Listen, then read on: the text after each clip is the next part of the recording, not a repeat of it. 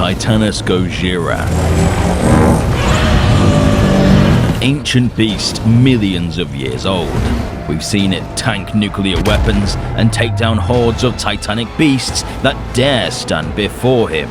We've only learned more about him throughout the series, watching him grow, shift and change as he evolves to combat new, greater challenges. And his latest form rose out of an Arctic glacier in Godzilla x Kong: The New Empire, where he grew even larger, heavier, musclier, with longer arms and new, more deadly weapons, all to take on the red-haired menace, the Skar King, and his primordial pet, Shimo, the first Titan, but also to prepare for what's coming in the next film.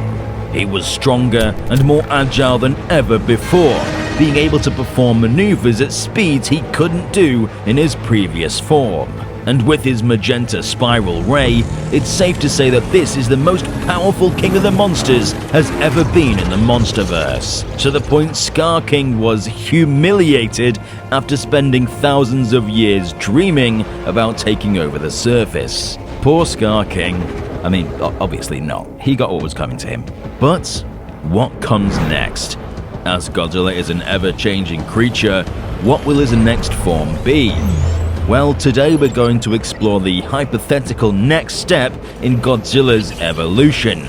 Using Beastopia tech, we'll be animating the structural changes in Godzilla's body to predict how he'll look in the upcoming MonsterVerse film and millions of years in the future. How will he become even more powerful? Let's find out.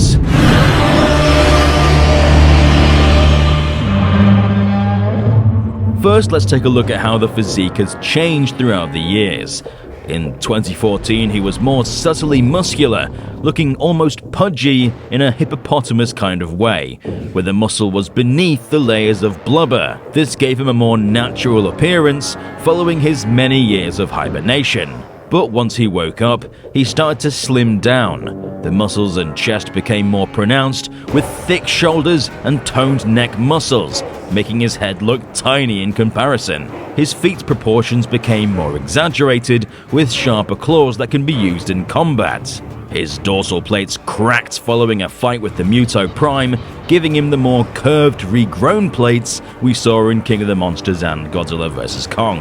And this is how he stayed right up to the midpoint of the New Empire, where following a battle with Tiamat, absorbing some of her DNA and absorbing an entire French nuclear reactor, went into a brief hibernation to evolve into his next form. And what came out was an absolute beast. Side by side, we can see the immediate differences. More hunched over, larger arms, sharper claws, and larger, more fresh, crystal-like dorsal plates. Nothing could put a stop to the new King of the Monsters, better than ever before. So, taking a look at this, we can get a pretty good idea on how he's going to change even further. But before we show you his changes, give this video a Godzilla-sized like and subscribe for your #1 source for Godzilla content. Join us, become a resident today. First things first, let's make Godzilla even larger, still growing from that surge of radiation.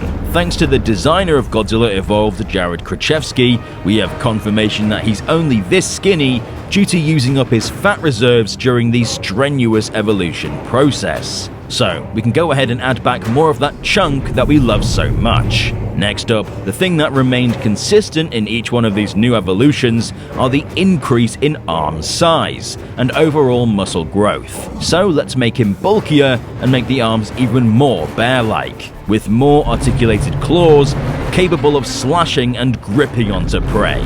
And speaking about weapons, his newly grown Thagomizer and elbow spikes will become even more pronounced, allowing him to utilize them in battle, so we'll double the size of these deadly defenses. But with the additional size and muscle mass, that means he's going to have to sustain that weight. We've already seen that he's more hunched over, so due to the additional load, he may be even more hunched over, looking down on the lower titans like a hulking beast. And one of his biggest changes between forms was his new dorsal plates that are beginning to take an almost downward point, This adaptation will be so he can more effectively swim in the water, with the fins acting as a kind of rudder similar to sharks. So we can safely assume that as they grow larger, they'll curve even more down to allow Godzilla to swim even more efficiently with his additional size. And I've seen a lot of speculation about his energy color output changing. Some have wished it would change back to blue, some have said white, which I personally love the look of, and some have even said green. But we'll leave it as magenta right now, since this color is the most powerful energy on the electromagnetic spectrum, symbolizing that this is the most powerful Godzilla can ever get. This leaves us with a familiar, but even more terrifying Godzilla, even larger and more powerful than before. With longer, more efficient arms, a more muscular build, and more capable physique, nothing could stop the new King of the Monsters. That is, unless something designed specifically for killing Godzilla were to come along. So, Godzilla is likely going to change again if the designer of Goji Evo has anything to say about it. And from the looks of it, it's going to please a lot of fans. But let's keep going. What could this Godzilla look like in the future if he were to just keep evolving? Let's take a look at what we know about his development and increase it by 100%. What might Godzilla look like in a couple million years? By following the progression, we can see Godzilla will be far more hunched over, potentially using his arms to walk significantly more often in order to support his weight, in a similar way to Shimo in the New Empire, who is so big she walks on all fours. He's bulkier, and with that, he's much slower, but no less of a threat, capable of absorbing a wider amount of radiation than ever before. Based on the bones in Kong's throne room, we can see Godzilla's likely grew large tusks when they reach this level of mass, charging at opponents and biting down with their sharp incisors. And after millions of years of evolution, he's grown a full Stegosaurus-like Thagomizer, efficient for intense combat against an array of gigantic titans. What we're left with is a very different beast, but no less of an alpha titan. If the Mutos thought they could challenge Godzilla in 2014, they certainly wouldn't even attempt to fight him now, being a greater threat than ever before, the true Apex Titan.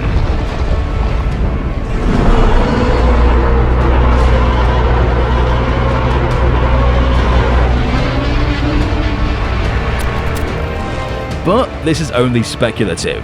Godzilla's species have been proven to be dimorphic, with some even having wings. So Godzilla could evolve in many different ways. Only time will tell where our King of the Monsters goes next, and what kinds of threats he'll need to adapt to. With the novelization of GXK stating that humanity is pushing for a full takeover of the Hollow Earth, how will Godzilla evolve again to fight them? What weaponry will they come with to wipe out the Titans from the face of the Earth? More mechs, or possibly even bio-titans of their own? Only time will tell. But we'll be covering it all here at DangerVille when we hear about it. So subscribe and stomp the notification button to become a resident of DangerVille today. And leave a comment about how you think Godzilla will evolve in the future. I've been Alistair, and we'll see you residents in the next one.